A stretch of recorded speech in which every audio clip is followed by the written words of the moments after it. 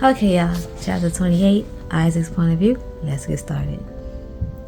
Hearing her say those words and getting that confirmation that she's back in this as much as I am feels like a dream come true. But I want to make sure that she knows what this means, that after this I won't ever be able to do anything but be with her for the rest of my life. Are you sure? I asked, my eyes scanning her face, catching the way her tongue juts out to run across her bottom lip. I want to throw myself at her, but I hold back. It'll change everything, I'm sure. I think she can hear the words I'm not saying, the fact that we'll both be irrevocably altered after this. Of course, we've kissed in the past, but this one will be different. This one confirms our future and solidifies that we're it for each other. This kiss will tell her that I love her. Kiss me, Isaac.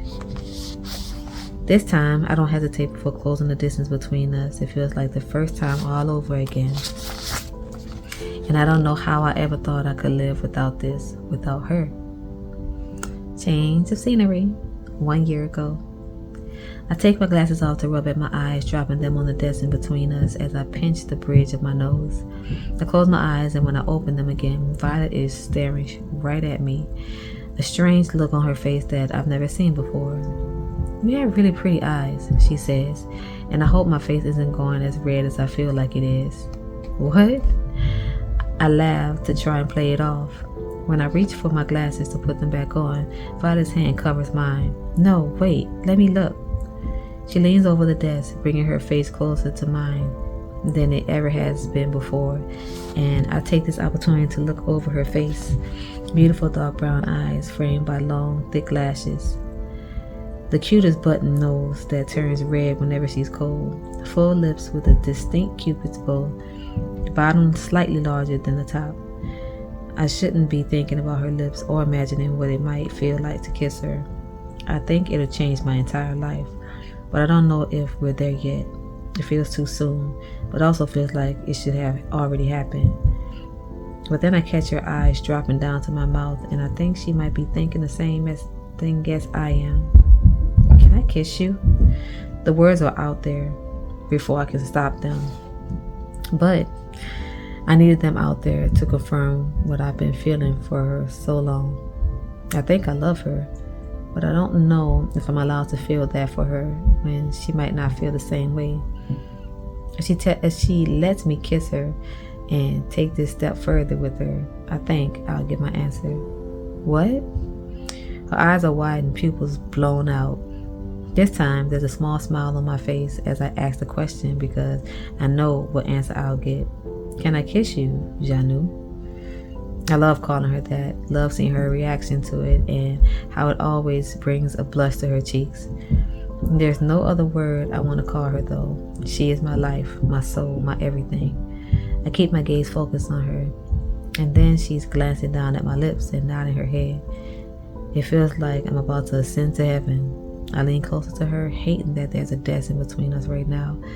I want to be as close to her as I can. Are you sure? She nods her head again, fully out of her chair now, as she leans over the desk.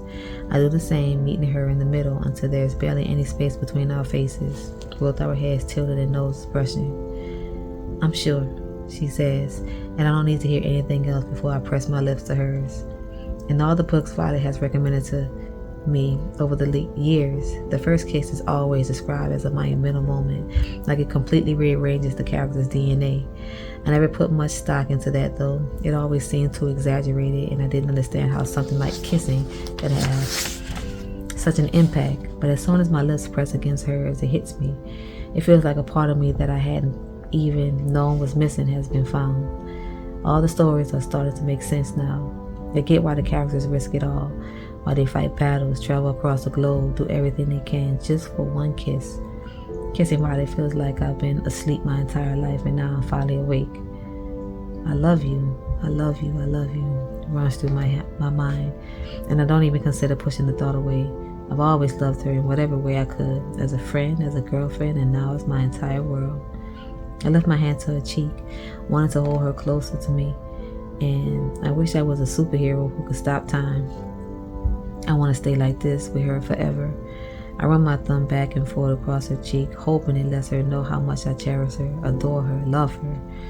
Then her hand is covering mine, our fingers intertwining perfectly like we were made for each other. She is the missing piece to my soul, filling me with complete contentment and serenity. The way we fit together, hands and lips sliding perfectly together like pieces in a puzzle. I don't think I could ever fit like this with anyone else. I don't even want to entertain the idea of it. I never thought I could feel like this, like my entire world could be concentrated into one person, but it has. And there's no denying now what I feel for her. She's the love of my life. I pull back slightly as the realization hits me square in the chest, momentarily taking my breath away. Then I press my forehead to hers, wanting that closeness again. I open my eyes, but hers are still closed, cheeks flushed so prettily, and her mouth pouted in a way that makes me want to kiss her again. When she opens her eyes and our gazes meet, I can't hide the smile on my face, and I'm so happy when she smiles back at me beautifully. My thumb is still moving back and forth on her cheek, her fingers squeezing over mine slightly as she's checking I'm real. Janu, Janu, Janu. I say it like a wish, hope, prayer. I say it and hope she hears the words, I love you. When she presses her lips to mine again, I'm sure she's saying them too. Next scene. When we separate, Violet's arms come around my neck and mine are around her waist, but we're sitting so awkwardly and it feels like there's too much space between us. I stand pulling her up with me, and then I'm holding her tighter like she'll disappear if I let go of her, even though I know she won't. There's no way either of us can get away from the other now. The words I so desperately want to say to her feel like they're about to burst out of me, but I hold them back for now. Violet sighs softly before pulling back, her hand caressing my neck and jaw before she lifts one to push my glasses back up my face. I'm so used to her doing that whenever she wants to kiss me that I drop my head to hers again and quickly press my mouth to hers like it's an automatic response. The laugh she lets out is so gentle, and then she kisses my cheek again before placing a hand on my chest, right over my rapidly beating heart. Can you stay for a bit longer?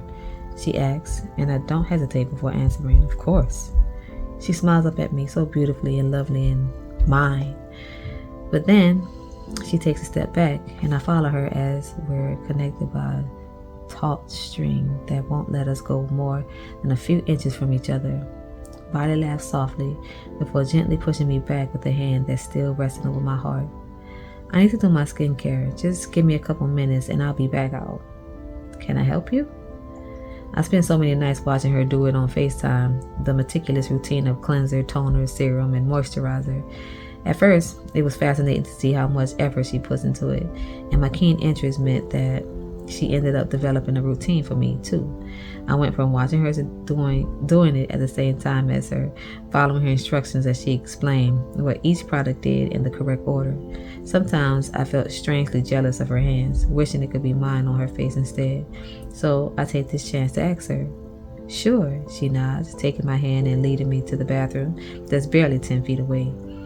There's no need for us to hold on to each other like this, but I think she's missed it too.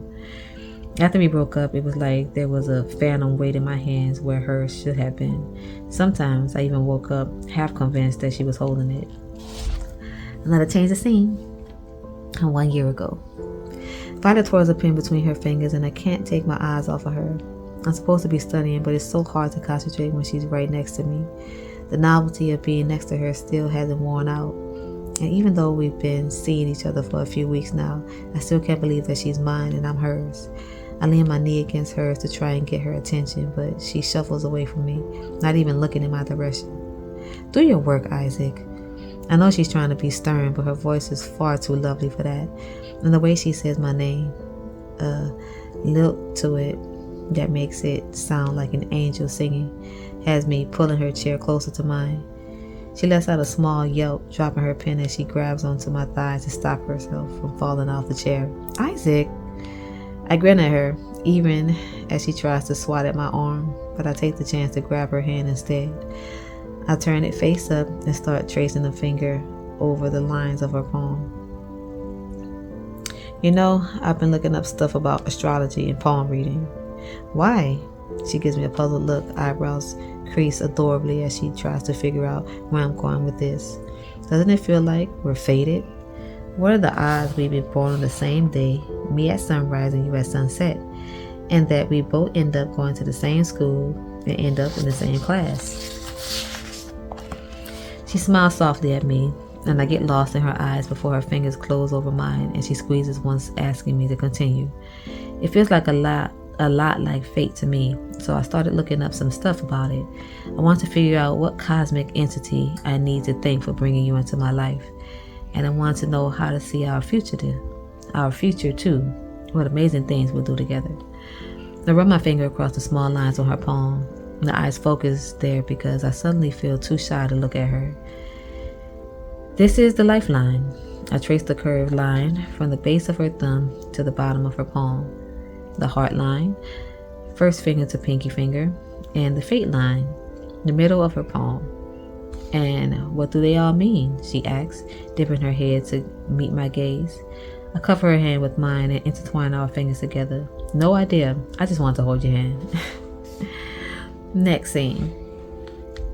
When we were entering the bathroom, I take notice of how Violet has everything lined up on the shelf underneath the mirror. She has all her products set in the order that she uses them, and I have to hold back a smile because it's exactly how I pictured it. She lets go of my hand, and I want hers back in mine already, but she's opening the tap and running her hands under it. I know I'm staring at her, but I can't stop myself. I love that I can look at her again, that I can be this close to her. Stop staring at me and wash your hands. She doesn't look at me when she says it, but I catch the way the corners of her mouth lift up when I follow her instructions. I look in the mirror, seeing us standing side by side over a small sink shouldn't be making me this happy, but it is, and I'm smiling like a fool. She takes the cleanser, squeezing a small amount onto the tip of her finger before doing the same for me. I turn to look at her, and she reaches up to take my glasses off my face, placing them on the side. She rubs her fingers together and starts to touch my face, slowly smoothing the cleanser around, and I'm completely frozen. I close my eyes, letting out a big sigh of relief at the fact that we can be this comfortable and close with each other. It's a brand new experience, yet it feels like it was always meant to happen, like we were always meant to be this close. When she finishes, I do the same to her, running my fingers over the outline of her face, the curve of her jaw, the slope of her nose, her cheeks, her chin. I can't stop myself from tilting her chin up to kiss her, so happy that she's mine again, but in a new way, a better way. We continue like that until the whole routine is finished, taking turns applying products to our faces. When we're done, I leave the bathroom and make my way to the chair by her desk to wait for her.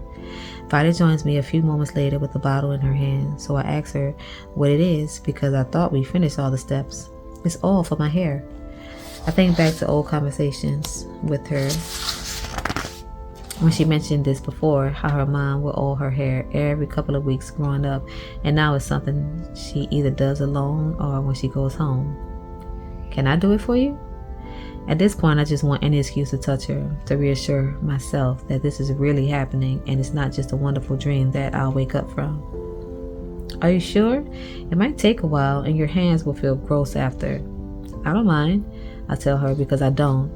I'll happily stay here for hours doing her hair, live with oily hands for the rest of my life as long as I get to help her with something like this.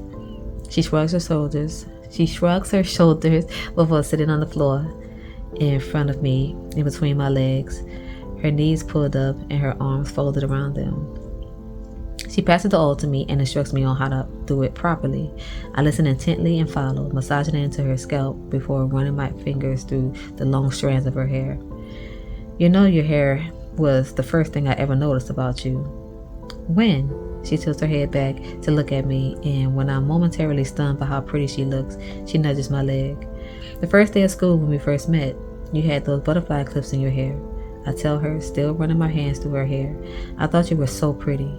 She turns to her side so she can look at me, a crease between her brows. Thought? Past tense? And I know she's teasing because the corners of her mouth are starting to lift. I think you're beautiful now. I think about all the words in the English language that I know, and even beautiful seems too small to describe what I think of her, inside and out, but I settle for using it now. We've got all the time in the world for me to discover new words for her. She smiles up at me, and I move my hand down to cup her chin. I wanted to lift her face closer to mine, but she swats my hand away and shuffles away from me. "Your hands are gross," she says, standing up, and I copy her, stretching my hands out in front of me like a zombie as I approach her.